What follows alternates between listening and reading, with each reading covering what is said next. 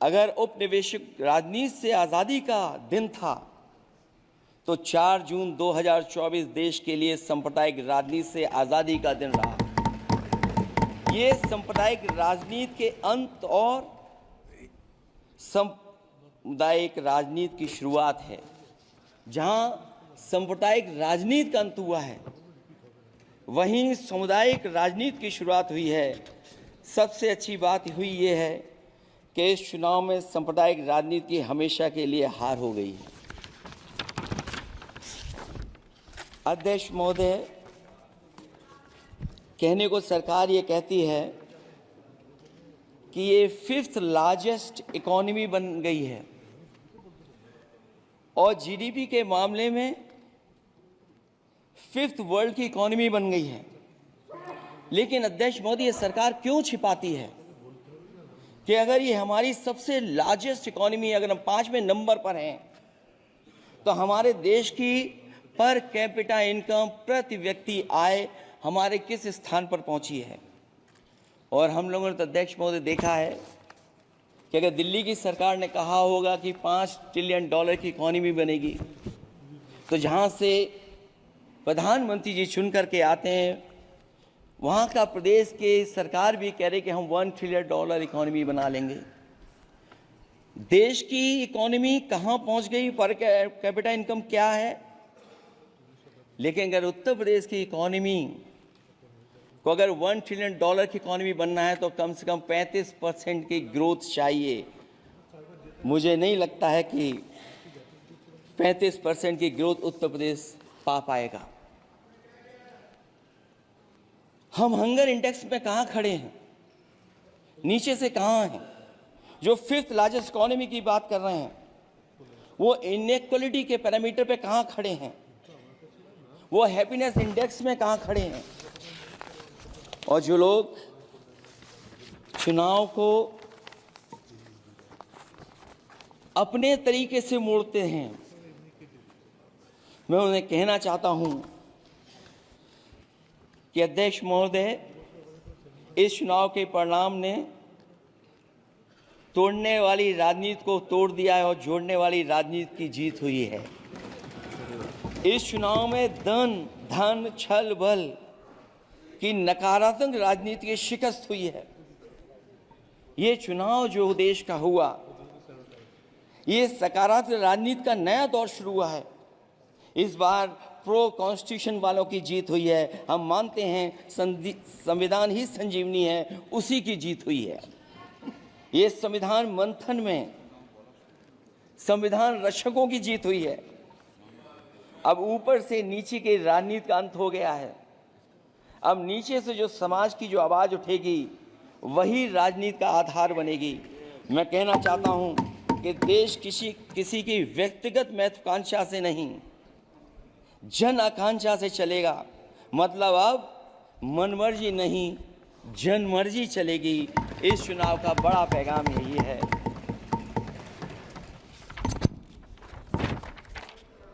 अध्यक्ष महोदय, बहुत सी बातें हुई हैं।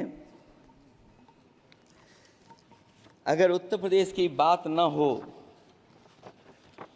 क्योंकि अध्यक्ष महोदय सबसे बड़ा प्रदेश जहां है, उसने हर बार दूसरे दल को समर्थन देकर के सरकार बनाई। मैं उन्हीं लोगों से कहना चाहता हूं कि लोग क्यूटो की फोटो लेकर बनारस की गलियों से लेकर के गंगा जी तक ढूंढ रहे हैं। उनको लगता है जिस दिन माँ गंगा साफ हो जाएंगी, शायद उस दिन कहीं क्यूटो उसकी गोद में कहीं मिल जाएगा। बनारसी लोग चाहते हैं कि कोई गंगा जी के भी तल में उतरकर उसका दर्द भी जाने। उत्तर प्रदेश की जनता का बस यही आग्रह है कि जिस गंगा जल को हाथ में लेकर सच कहने की कसम खाई जाती है, कम से कम उस गंगा जल से तो झूठ ना बोला जाए।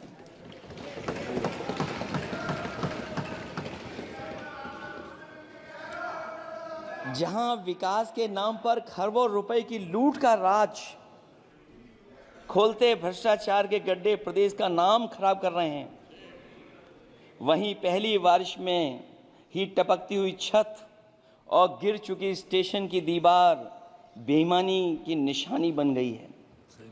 अध्यक्ष महोदय, विकास का ढिढोरा पीटने वाले इस विनाश की जिम्मेदारी कब लेंगे?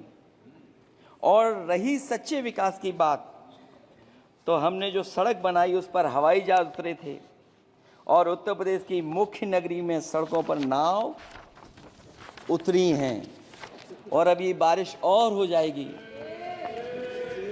तो नाव से भी चलना पड़ेगा। यही स्मार्ट सिटी के जुमले का भी हाल है। न तो जाम से छुटकारा मिला, न बुनियादी सुविधाओं से कोई निजात मिली, न कोई बुनियादी सुविधाएं मिल पाई हैं। मुझे याद है अध्यक्ष महोदय, देश के प्रधान सांसद जी ने अनाथ पशुओं के बारे में बहुत कुछ कहा था। अनाथ पशुओं की समस्या से छुटकारा दिलवाने के लिए कब वादा किया हुआ, लेकिन कई चुनाव बीत गए हैं, अभी तक गन्ने का भुगतान 2 हफ्ते का वचन जो दिया था, कहां दिया था? अब तो वचन देने वाले को भी याद नहीं है। हर बात को जुमला बना देने वाले लोगों के ऊपर से जनता का भरोसा उठ गया है। इसीलिए बहुमत की सरकार नहीं है, ये सहयोग से चलने वाली सरकार है। डबल इंजन के नाम पर उत्तर प्रदेश को टकराहट के सिवा कुछ हासिल नहीं हुआ है। उत्तर प्रदेश में प्रभुत्व की लड़ाई 2 लोगों को आपस में लड़ा रही है, लेकिन उसकी मार जनता को सता रही है। पिछले 10 सालों की उपलब्धि बस इतनी रही कि एक शिक्षा परीक्षा माफिया का जन्म हुआ। अध्यक्ष महोदय, जिस समय चुनाव में थे और उत्तर प्रदेश में वो हालात देखे हैं कि नौजवान जब भी तैयारी कर करके जाता था और परीक्षा दे करके लौटता था तो उसको पता लगता था कि पेपर लीक हो गया। और उत्तर प्रदेश में केवल एक पेपर लीक नहीं हुआ है, जितनी भी परीक्षाएं हुई हैं सब पेपर लीक हुए हैं। केवल उत्तर प्रदेश ही नहीं, मैं माननीय सांसद की तरफ से सुन रहा था, कई ऐसे प्रदेश हैं जहां पर परीक्षाएं देने तो बच्चे गए, लेकिन वहां भी पेपर लीक हो गया। और अभी जब 4 जून को रिजल्ट आया, उसके बाद जो बात उठी है, देश की सबसे प्रेस्टिजियस परीक्षा, उसका भी पेपर लीक हो गया। और आखिरकार ये पेपर लीक हो क्यों रहा है? सच्चाई तो ये है कि ये सरकार पेपर लीक इसलिए करा रही है कि सरकार नौकरी नहीं देना चाहती, रोजगार नहीं देना चाहती, उन नौजवानों का भविष्य नहीं बनने देना चाहती। पिछले 10 सालों की उपलब्धि बस इतनी रही है कि एक शिक्षा परीक्षा माफिया का जन्म हुआ है, जिसने तथाकथित अमृत काल में युवाओं के भविष्य की आशाओं को ही जहर दे दिया है। जो सरकार उम्मीद को मार दे, वह तो वर्तमान को सुधार सकती है, न भविष्य को संभाल सकती है। सरकार आशा का प्रतीक होनी चाहिए, निराशा का नहीं। जनता चाहती कि हर समस्या के लिए बीते कल को जिम्मेदार ठहराने के बहाने को सरकार छोड़े और आने वाले कल की बात करे। अगले 1000 साल के झूठे सपने दिखाने वाले अगले महीने होने वाली परीक्षाओं के लीक न होने की गारंटी कब लेंगे? जनता अब न तो किसी बहकावे में आएगी और न किसी के बहलावे फुसलावे में आएगी। जो लोग कहते हैं कि अमृत काल की बात करने वाले जनता का जागरण काल आ गया है। आज इस सदन में नए राजनीतिक जागरण के अनेक प्रतिनिधि बैठे हैं। अब जब बात होगी तो सच्ची बात होगी और जनता को पूरी सच्चाई के साथ हम लोग अपनी जिम्मेदारी के साथ बात रखेंगे।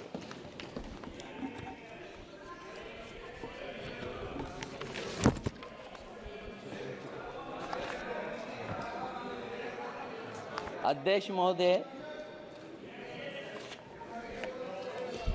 एक जीत और हुई है, एक जीत और अध्यक्ष महोदय हुई है। मैं जानता हूं सत्ता पक्ष बैठे वाले लोग समझ गए होंगे। अयोध्या की जीत भारत के परिपक्व मतदाता की लोकतांत्रिक समझ की जीत है। और हम तो अध्यक्ष महोदय यही सुनते आए हैं, होए वही जो राम रची राखा, यह है उसका फैसला। अध्यक्ष महोदय, होई वही जो राम रची राखा, यह है उसका फैसला, जिसकी लाठी में नहीं होती आवाज, जो करते थे किसी को लाने का दावा, वो हैं खुद किसी के सहारे के लाचार।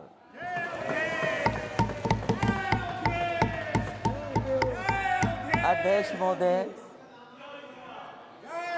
मैं फिर कह देना चाहता हूं, होए वही जो राम रची राखा, यह है उसका फैसला, जिसकी लाठी में नहीं होती आवाज, जो करते थे किसी को लाने का दावा, वो हैं खुद किसी के सहारे के लाचार।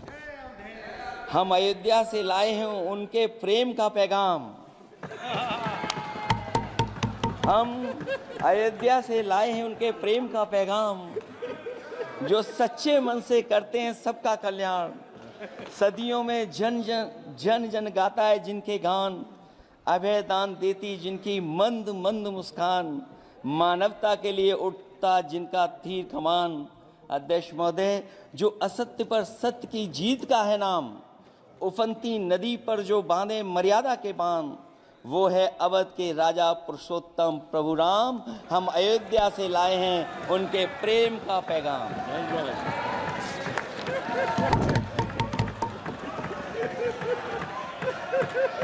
अध्यक्ष महोदय,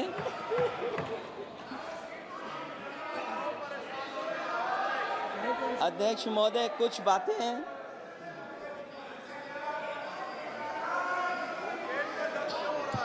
अध्यक्ष महोदय, कुछ बातें समय और काल से परे होती हैं,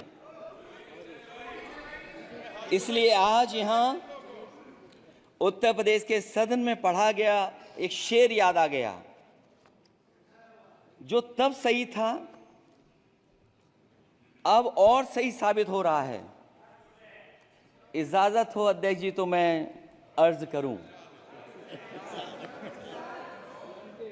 हजूरे आला आज तक खामोश बैठे इसी गम में, हजूरे आला आज तक खामोश बैठे हैं इसी गम में, महफिल लूट ले गया कोई जबकि सजाई हमने। योगी जी के लिए, योगी जी के लिए।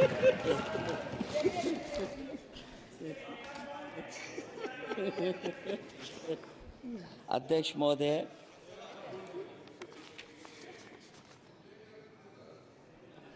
मैं मॉडल ऑफ कंडक्ट जब चुनाव हुआ, लागू हुआ, उस समय मैंने देखा कि कुछ लोगों पर मेहरबान रही सरकार और कमीशन भी। कई, मैं बहुत डिटेल में नहीं जाना चाहता हूं अध्यक्ष महोदय, लेकिन कहीं ना कहीं प्रश्न उस संस्था पे भी लगा है, और अगर उस संस्था पर प्रश्न लगा है तो लगाने वाली सरकार की वजह से लगा है। इसलिए अगर निष्पक्ष होगी वो संस्था तो न केवल हमारा लोकतंत्र स्वस्थ होगा, बल्कि हमारे लोकतंत्र और मजबूत दुनिया में दिखाई देगा। अध्यक्ष महोदय, ईवीएम पे मुझे कल भी भरोसा नहीं था, आज भी नहीं भरोसा, मैं 80 के 80 सीट जीत जाऊं तब भी नहीं भरोसा। और मैंने अपने चुनाव में कहा था अध्यक्ष महोदय कि ईवीएम से जीत करके ईवीएम हटाने का काम करेंगे। न ईवीएम का मुद्दा मरा है, न जाएगा खत्म। जब तक ईवीएम नहीं हटेगी हम समाजवादी लोग उस बात पर अड़ग रहेंगे। उत्तर प्रदेश अध्यक्ष महोदय वो प्रदेश है जिसने सरकार बीजेपी की बनवाई, एक बार नहीं 2 बार बनवाई, और उसी उत्तर प्रदेश के साथ कितना बड़ा भेदभाव, उत्तर प्रदेश के साथ बड़ा भेदभाव। मुझे याद है वो दिन जब प्रधानमंत्री जी एयरफोर्स के सबसे भारी वाहन हवाई जहाज से उतरे थे सड़क पर, वो अलग बात है कि उस प्रदेश के मुख्यमंत्री उनके साथ नहीं बैठ पाए थे, लेकिन वो एक्सप्रेसवे जो बना था और आज भी जो उत्तर प्रदेश में बन रहे हैं वो उत्तर प्रदेश के बजट से बन रहे हैं। लेकिन दिल्ली की तरफ से कोई एक्सप्रेसवे अभी नहीं दिया गया है। न केवल इंफ्रास्ट्रक्चर में भेदभाव हुआ है, बल्कि हमें याद है कि प्रधानमंत्री जी ने बड़े पैमाने पे गांव गोद लिए थे। और सोचिए, अगर देश के प्रधान सांसद अगर किसी गांव को गोद ले लें और उस गांव की तस्वीर न बदले, तो शायद मैं नहीं समझता हूं कि किसी गांव की तस्वीर 10 साल में बदली होगी। मुझे वो गांव जिसको उन्होंने गोद लिया, जो प्रधानमंत्री जी की आदर्श योजना थी उसके तहत जो गोद लिया गया था गांव, वो 5 वर्ष पहले खूब शोर हुआ था कि बनारस शहर की तरह डोमरी में चमचमाने लगेगा एक गांव। हकीकत में कुछ नहीं हुआ। उसकी दुर्दशा वैसी की वैसी है, जैसे था गांव वैसे ही का वैसा है। टूटी सड़कें, कच्ची पगडंडियां, उखड़े और टूटे हुए ईंट के खंजे, बदहाल हैंडपंप, पावरलूम और पंखे के जाली के कारखाने को आखिर कब तक रफ्तार मिलेगी जो उस गांव में काम होता था, लोग करते थे। खाली पड़े रसोई गैस के सिलेंडर, अंधाधुंध बिजली कटौती के बीच इस गांव के लोगों को हर सुबह मजदूरी की कभी ना खत्म होने वाली तलाश आखिर कब पूरी होगी। तो सोचिए, एक गांव की तस्वीर ये है। जो गांव कभी गोद लिया गया था, उस गांव की भी तस्वीर नहीं सुधर पाई है। जो भाजपा के स्मार्ट सिटी के झूठे सपने में गांव के लिए कोई जगह नहीं है। अपने गांव गोद लेने की जो बात कही थी, क्या वो भी जुमला था अध्यक्ष जी? पता नहीं जिस गांव को गोद लिया था उसका नाम भी किसी को याद है कि नहीं। मैं नाम पूछ करके किसी को शर्मिंदा नहीं करूंगा, क्योंकि अगर नाम याद है तो ये तो और भी बुरी बात है कि अपने नाम याद रखने के बावजूद भी कुछ नहीं किया। जिसे गोद लिया जाता है उसे अनाथ बनाकर छोड़ देना अच्छी बात नहीं है। और अगर तस्वीर अध्यक्ष महोदय बदली हो 10 साल में उन तमाम गोद लिए हुए गांवों की, तो मैं सत्ता पक्ष के लोगों से कहूंगा जरूर इस सदन में बात रखें, जरूर बताएं आप। जो बात कभी अध्यक्ष महोदय कास्ट सेंसस की उठी थी, हम उस कास्ट सेंसस के पक्ष में हैं कि बिना कास्ट सेंसस के सामाजिक न्याय संभव नहीं है। सबको हक दिला पाना मुश्किल है। अध्यक्ष महोदय, राष्ट्रपति जी के अभिभाषण में अग्निवीर को लेकर के जो चिंता विपक्ष की थी और देश के नौजवानों की थी, वो चिंता वैसी की वैसी बनी है। अध्यक्ष महोदय, मैं ये कहना चाहता हूँ, मैं खुद मिलिट्री स्कूल से पढ़ा हूँ। मेरे साथ के बहुत बड़े पैमाने पे लोग फौज में हैं। मैंने समय समय पे जो मेरे साथ पढ़े जो सीनियर थे उनसे भी जानकारी हासिल की है। बड़े बड़े ऑफिसर से मैंने पूछा है, वो शायद आपको न बता पाएं, लेकिन दबी जुबान में उन्होंने कहा है कि देश की सुरक्षा के साथ अग्निवीर जैसी व्यवस्था लागू करने से समझौता हो रहा है। अध्यक्ष महोदय, किसी भी देश की सबसे बड़ी प्राथमिकता अगर कोई है तो वो देश की सीमाओं की सुरक्षा है। अग्निवीर जैसी व्यवस्था से कभी संभव नहीं है। अध्यक्ष महोदय, हम अग्निवीर व्यवस्था को कभी स्वीकार नहीं कर सकते हैं। आज नहीं कल, कल नहीं बाद में, जब कभी भी सत्ता में इंडिया गठबंधन आएगा, अग्निवीर व्यवस्था हमेशा हमेशा के लिए खत्म हो जाएगी। अध्यक्ष महोदय, जिन्होंने कहा कि हम आय किसानों की दोगुनी कर देंगे, आज किसान पूरा देश का देख रहा है कि उसकी आय कहां दोगुनी हो गई। और जिस तरह महंगाई बढ़ी है, सरकार बताए कि महंगाई इस बढ़ने पे उसकी आय कितनी होनी चाहिए। और जो इंफ्रास्ट्रक्चर की बड़ी बड़ी बातें की गई थी कि एमएसपी लागू करने के लिए एग्रीकल्चर सेक्टर का इंफ्रास्ट्रक्चर तैयार होगा, लेकिन जहां तक मैंने उत्तर प्रदेश में देखा है, अगर इस सरकार में एक भी नई मंडी बनी हो तो मुझे सरकार बता दे। अध्यक्ष महोदय, जो इंफ्रास्ट्रक्चर एग्रीकल्चर सेक्टर में बनाने की बड़ी बात कही थी, अगर सरकार की तरफ से एक भी मंडी 10 साल में बनी हो तो जरूर सरकार बताए। जो सरकार मंडी नहीं बना सकती है उस पर एमएसपी का भरोसा कैसे कर सकते हैं, जिन्होंने एमएसपी का भरोसा दिलाया था। हम अध्यक्ष महोदय आपके माध्यम से यही कहेंगे कि जो राष्ट्रपति के अभिभाषण में लीगल गारंटी एमएसपी को मिलनी चाहिए थी, वो क्रॉप्स को नहीं मिली है। न केवल फसलों को मिले बल्कि हॉर्टिकल्चर क्रॉप्स को भी एमएसपी देने का फैसला हो, जिससे कि हमारा किसान खुशहाल हो सके। साथ ही साथ ओपीएस की बात अभिभाषण में नहीं आई है। ओल्ड पेंशन स्कीम लागू हो, जिससे हमारे तमाम सरकारी कर्मचारियों का भविष्य बन सके। और देश की एक बड़ी आबादी, जहाँ से मैं चुन करके आता हूँ, उत्तर प्रदेश, जहाँ बुनकर न केवल उत्तर प्रदेश बल्कि देश के कोने कोने में बुनकर समाज के लोग बड़े पैमाने पर रह रहे हैं, लेकिन बुनकरों को जो सुविधाएं मिलनी चाहिए वो भी इस सरकार में नहीं मिल पा रही हैं। जो प्रदेश सरकारों ने कभी बुनकरों के लिए योजनाएं चलाई थीं वो भी अध्यक्ष महोदय बंद कर दी हैं। मैं अंत में इतना ही कहना चाहूँगा